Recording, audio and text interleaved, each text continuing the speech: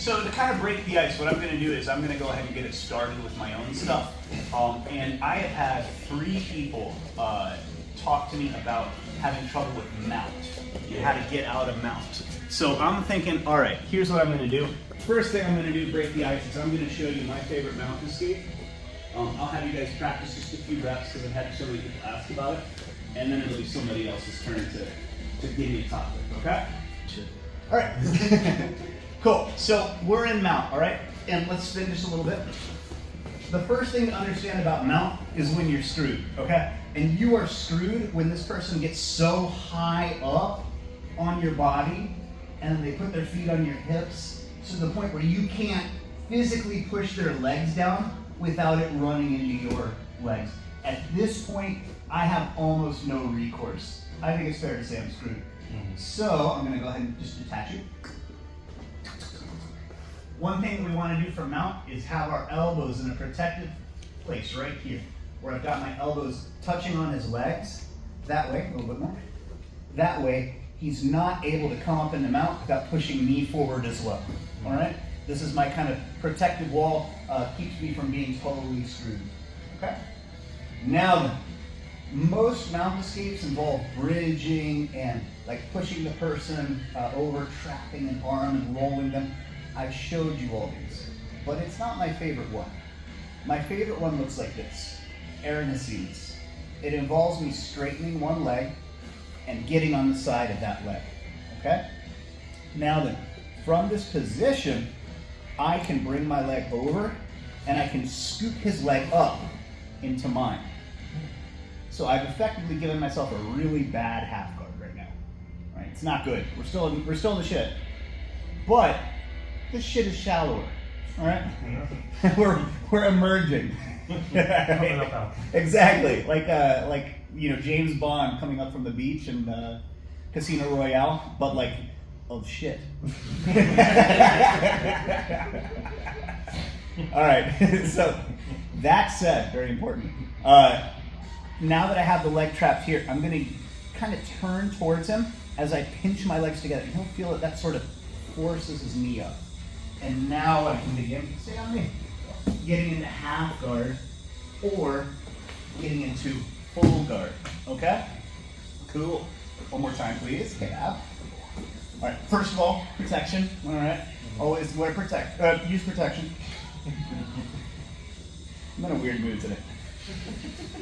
All right. Next, we're going to take the leg right here. Are you guys able to see it on that side? Yeah. We're going to use the hook of our heel to peel his leg up into our leg. With the wobble. Jenga. And we're going to use this as sort of like, what's the word I'm looking for? Like a pivot or something like that. Where when I squeeze down and push up, it lifts his leg and lets me get myself to half guard. Now, if you like half guard as I do, you'll notice that I've already gotten my underhook. Aha! In sweeping position already. Hey, Natalia. Hello. Hey, this is Natalia, brown belt from Carlson, Gracie, Central Florida. Everybody, give Natalia a not at all awkward.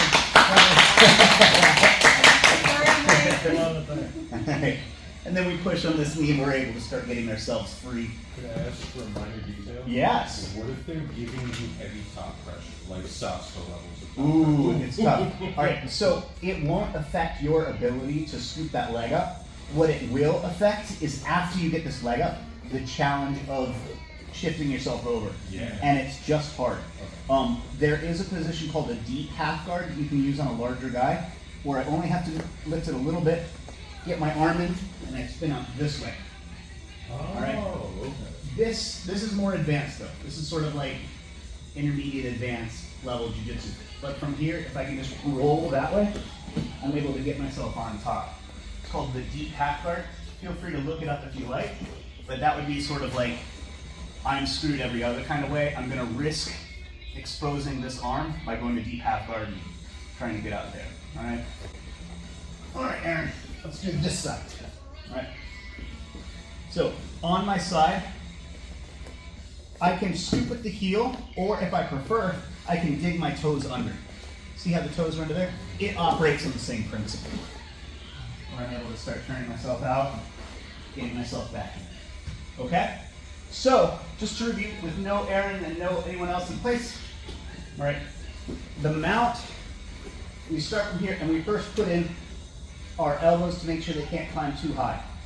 That's a real problem. One leg goes straight, I rotate over, and then I use this leg either scooping here or scooping here to get myself to a half guard and start coming up or getting closed. All right? What I'd like you to do is find a partner and just do a few of those, maybe 3 per side, something like that, just to get a flavor for it, and then later you can review the video, and that'll be that. All right? Let's do it. Find a partner in 3, 2, 1. What to do to get to a good attack from mount? From mount. Okay, excellent. All right, let's check it out. From the mounted position, one thing to understand on a conceptual level is that a person can defend either their throat or they can defend their arms. All right. So if I start adding, look at that, his arm came right up. See what happened? All right. So if I start applying pressure to somebody's throat, a lot of times to defend, they're going to grab with their arm, and that elevates their elbow. At this point, I can begin setting them up for things like arm locks, all right? Or, if I'm feeling even more conservative, as he reaches in there, I just start climbing higher. I start climbing higher. And you can see that I'm able to use this to get his arms away from his side, all right? So, the first one would be, and this is easier in a gi, because you can just put your arm inside the gi and start adding pressure, is to threaten their neck. So, if I put my hand on his shoulder and I check my wristwatch right here, it's not going to actually choke him out, but it really feels uncomfortable. Yeah. And so what naturally happens is the person brings their arms up to defend. That makes their elbows flare out a bit from their side, and now we're able to attack the arm. Okay? So a very simple way of opening them up is if they're doing this, or they got their elbows real tight to their side, they're protecting themselves, you just start messing with their neck. Start putting the forearm in there, and look, his arm came right up. See how it's separated from his body? Now I can slide in and begin attacking my arm bars and stuff like that. Okay? So that's the caveman approach. I grab neck. And that makes an opportunity, right? The other one is this, and this is a little bit more complicated. From this position, I'm feeling that he's really tight. And so what I'm going to do is I'm going to drop back to the low mount, where I put my hooks in. Okay?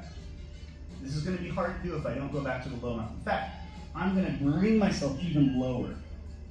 So I go to the low mount, and then I bring my torso even a little bit lower.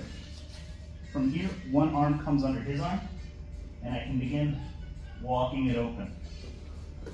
All right? At this position, I'm able to start threatening an arm triangle choke, or I'm able to begin climbing up and attacking the arm bar. So for this one, once again, I feel that he's really tight, he's protecting himself, he's not giving me anything. I drop back to the low mount, and I move my torso down. From here, I can dig my arm under, and I can begin walking it up the mat. Like the thing from Adam's Family. It's also referred to as the itsy bitsy spider. And you start walking the sucker up. Elbow goes higher, goes higher, goes higher. If we want, we can pass it over our head and begin the process of choking them. You choke him here or you're both? Both sides. So this is the arm triangle. I won't go into it into much detail here. But on this side, I get my arm real tight. So my bicep is crushing his artery on that side. And then I'm going to use my body, whether it's my hand or my head, to take the ball of his shoulder and press it into his neck. And that will cause the tap. Okay? The one tip I always give people is that they tend to focus on the arm for the arm triangle. So they're thinking of pressing his arm into his neck, like that, and that ain't it. It's the ball of the shoulder, mushing that into the side of the neck. And even if I just use my hands, that's enough to get the choke. Okay? So that's the arm triangle. Quick review. If they are defensive here, I can take the caveman approach and begin attacking the neck. And that got the arm up so that I can begin attacking the arm. Or even going to the arm triangle. The second one, a little bit easy or a little bit more complicated, but more likely to work out for you, is to drop back down, hook the legs in, torso down, and begin climbing the arm up. From this position, sorry buddy. From this position, we have a lot of different attacks, okay? But the arm triangle is the closest one right here. Cool? You all want to practice that, or do you feel like that's something you can just sort of take and run with later? You want to practice it? All right, let's go ahead and do that. So same partners as before. We're going to practice the grug approach. Burn! All right, right into their neck. And then, by the way, the motion is rock climber grip on their shoulder blade, and then check the time on your watch, and that will into their neck. All right? And then the other one dropping way low and itsy bitsy spidering the hand up the mat. All right? So one of the things that happens a lot with people in this position is they get in the skydiver and they're thinking, okay, I want to itsy bitsy spider this arm up. Let me move you a little bit so the camera catches all this glory. All right? They reach back to grab the arm like this, okay? Now, if you're way stronger than the person, it won't matter. But reaching back actually kind of weakens the arm. And so what I'd rather do is I'd rather get low and get my arm like a 90-degree angle. This makes it incredibly easier. You'll be shocked how much easier it is if you don't reach back, but instead get low and then reach at like a neutral 90 or better angle. And it gets way easier to bring it up. So memorialize that in the video, and you can check out later as a reminder. But I see a lot of people, myself included, sometimes I get like anxious and I forget. Don't reach back to get the arm, just drop it down, move your body back, and now it's like a wall moving up. Works much better. When you're like in a guard Yeah. here, Close guard. guard like base submission, like, Okay. what is a good one? There are a lot of people though that like to attack arms or attack a triangle. So what I'll do is I'll show you a simple arm bar. Okay. And this will be an attack that you can Yeah, that's one thing that's I wasn't there for arm bars, I just never learned how to do that. Never learned how to do arm bars for me? Oh my goodness, No. that's one of my specialties. So, all right, in that case, I'm glad you volunteered. Come on up. Awesome. Cool. So the first thing I do is I come through and I pull his arm over my center line to kind of stick it right there. All right. I'm going to hold onto the arm, open my guard, put my foot on the hip. Okay. This keeps him from pulling this arm out. It just runs into my leg. Okay. From here, I grab the wrist. I go under his leg. And we get the arm bar. Okay? See that again. I realize that's a few steps, you know? It's not super simple. So easier, bring your butt down on your heels. All right. First thing to do is to get the arm stuck. And I like to do that by grabbing at the wrist, the elbow, and pulling it over the center line. From here, I lock it in place by putting my leg there. Okay? Now, if he tries to pull his arm back, it's going to either run into my leg or it's going to be held by my arm. This one's still on the wrist. This arm dives under the leg, and my leg comes up and over. Drops him right into the arm bar. Okay. See how I've got his arm kind of like winged out a little bit? It makes it easier to control. I lock it in place with my leg. Now, as my arm goes under the leg, this one is going to come up and bump him in the armpit. That makes him lean over. See what I mean? He's leaning. At the same time I do that, this comes underneath, and it lets me here. Use our checklist, which I've showed you guys many times before. Heel to butt, knees together, burrito to mouth. Good. You grab this arm like the too big. Yeah. How he can be like a better position here to defend it. Okay, so if you're To not give like his arms to, Yeah. so that you can work with that. So the close guard is a posture game, all right? I need to pass the guard, and in most cases for me to pass the guard, I need to be upright in good posture. For him, he wants to break my posture, all right? And so what he's gonna do is he's gonna reach up, grab around the back of my head, and pull me in like that. Yep. This is where his attacks become possible. From here, if I'm able to move myself up, his attacks are no longer possible, the vast majority. If I keep my posture and he tries to do an armbar, the angle doesn't work. It'll be hard to show you, but you're not going to be able to get the person's arm unless you can make them lean over the way I did by chopping with my leg. Okay? Yep. If you're stuck in the closed guard, your best move is to take the V of your fingers, put them in the armpit, and use them as a sort of like strut or a kickstand on a bike. Right here. All right. Now, if he tries to sit up, I'm able to control him. I can start getting myself. All right. So that's a good move. In the closed guard, it's this game of like posturing up or going back down. I want to make posture. He wants to break posture. If I can make posture, I can start to lead. If he can break posture, he can start to attack. I'm going to break his posture with little increments. First thing I do is I move his elbow across. Right now he's already coming closer. Put my foot on the hip, and now I start bringing my leg over. See how he's bending down? Posture's broken. Come under the leg. That makes it even worse for him. Your elbow crack? Yeah, that one popped. All right, good. And then from here we can finish it off. Okay. So we go under the leg, and we use our leg to kind of chop to the side, and that makes them go like that.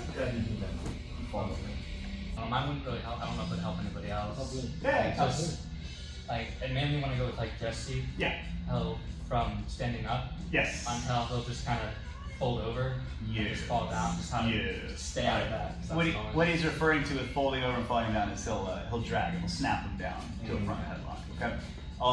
This is corrected primarily through good posture.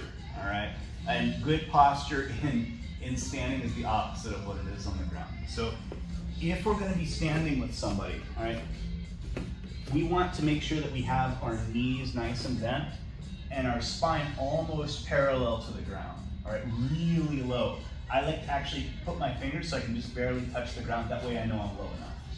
All right, and so and you'll notice that with Jesse in particular, and sorry, if he's watching this, that I'm just blowing up his whole spot. But people with that judo background, they tend to fight standing like this, right? Now look, if I want to defend my legs from this position, I can't defend myself from the knee below. My hands just don't even reach. So the ideal attack on somebody whose posture is judo high is to get low on them and attack their legs, okay?